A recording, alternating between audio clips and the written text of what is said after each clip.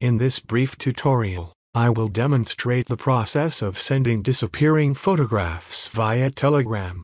These transient photographs automatically self-destruct after a predetermined time interval, providing a secure method for sharing images without concerns about their preservation or unauthorized distribution. To begin, launch the Telegram application and select the Chats option.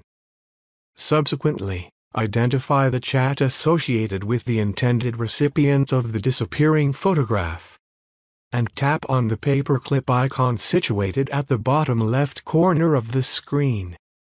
Proceed by selecting the desired photograph for transmission. The next step involves tapping on the designated button and specifying the duration for which the media content should remain accessible after being opened by the recipient. For instance, you may opt for a 3-second interval, ensuring that the photograph vanishes from the chat 3 seconds after being viewed.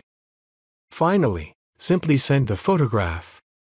Upon opening the photograph, the recipient will be granted a limited time frame to view it before it automatically disappears from the chat.